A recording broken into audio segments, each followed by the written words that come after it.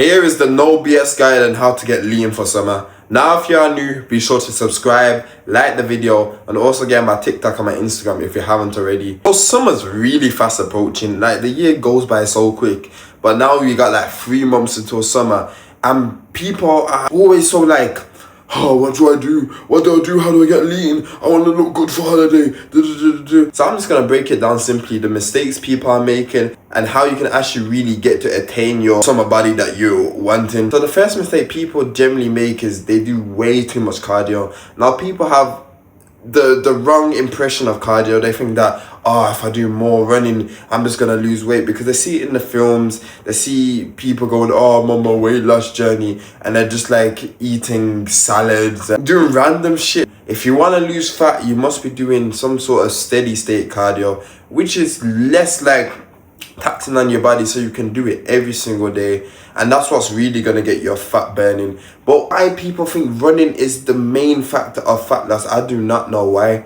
The main factor is you being in a low body fat percentage, you being lean. But the ideal way to get lean is literally just to be in a calorie deficit. That's all it is, because you can do all the running you want, but if you're still overeating, eating bullshit, it's not gonna make no difference to your physique. You wanna be literally in a calorie deficit and eating clean. Calorie deficit means eating 200 calories under your maintenance, just eating below your maintenance, just by a tiny amount. But that's what's really gonna, make you lose weight. Second mistake a lot of people make is they have no structure in the gym. Now I remember when I was a gym beginner, where you're just going from machine to machine, just trying to figure out what's in the gym. That is not the way to go. If you want to get the fastest amount of results, you're gonna need to work with a structure so you can really start to overload in those exercises, because where muscle growth comes from and where gains really come from is you progressively overloading over time, putting the weight up, making sure that you're pushing yourself every single session. You're not gonna do that if you're jumping from every single exercise and then doing copious amounts of volume and then thinking, oh yeah, I'll be going to the gym but I'm not seeing no results. That's not how it works, bro. You need to have like a set structure, and you don't need to stay in the gym for too long. That's another misconception people think. They think that staying in the gym longer is more positive and better for your gains. It's really not. Your gains are gonna come from your sleep, your recovery, your rest. Sure, you can do all the work in the gym, but like if you're not recovering properly, you're not gonna see the results that you truly want. So what I tend to do is I try to get in and out as fast as I possibly can. Literally try and do as much as I can in under an hour 10 maximum, and then just get the hell out.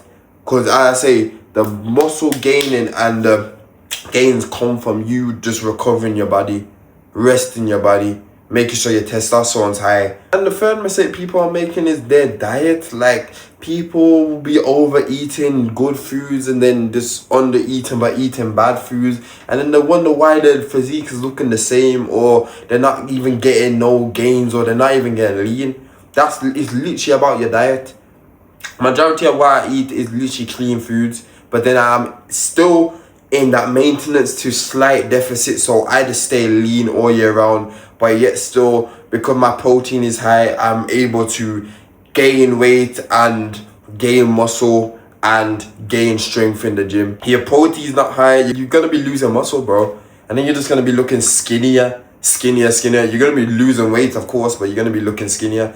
You want that nice proportion of muscle to low body fat, which is gonna make you look aesthetically pleasing. But here's the structure that really works. It is going to the gym 3 to 4 times per week. You don't need to be going every single day. As I say, the main growth is coming from your rest and recovery. So you must be heavy strength training. You must be focusing on your compound lifts, which is things like your bench press, incline dumbbell press, dips, pull-ups, rows, deadlifts, squat. You must be gradually increasing the weight over time, but making sure that you're pushing yourself in every single session. You want to be going to a near failure with the sets and stuff, so you're really pushing your muscle. And where you get gains from is you're putting your muscles under stress. If your muscles aren't going for no stress, bro, they have no reason to grow. You need to go through some sort of adversity in your body for your body to think, oh, okay, my body is going through this. Let me create more testosterone in your body so you can just adapt to what you're going through and the stresses you're going through in life. The human body is such an amazing. And for the losing fat aspect, you should be doing cardio every single day.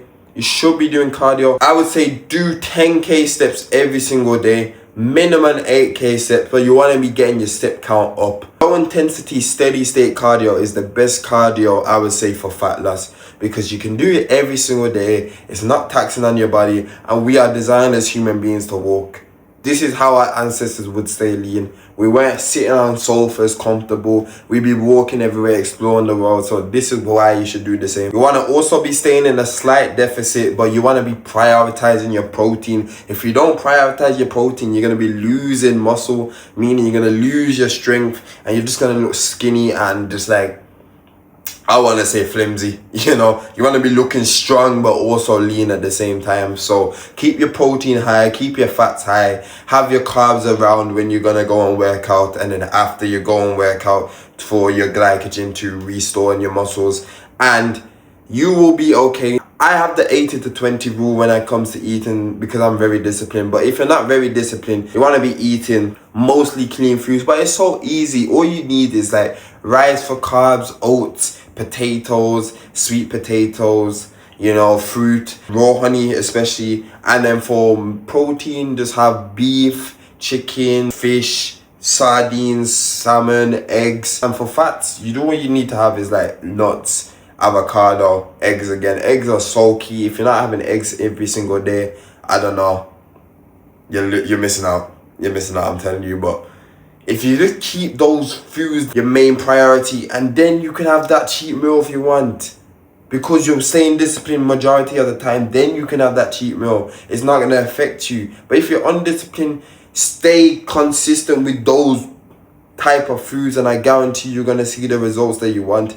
And sure, it's not going to be overnight, or it's not going to be after a month, but I guarantee in like 8 to 12 weeks of consistent work, I guarantee you're going to see massive amount of change for summer. But yeah, if you're trying to get into the best shape of your life this summer, and you can commit to 8 to 12 weeks of vigorous training and just like a strict diet plan, then just get the link in my description for one-to-one coaching, or get on my Instagram and DM me the word summer, and I'll be sure to come and help you out, man. But yeah, that was the video. If you enjoyed, please give it a like, comment on what other videos you want me to do next, subscribe, and yeah, I'm gone. Peace.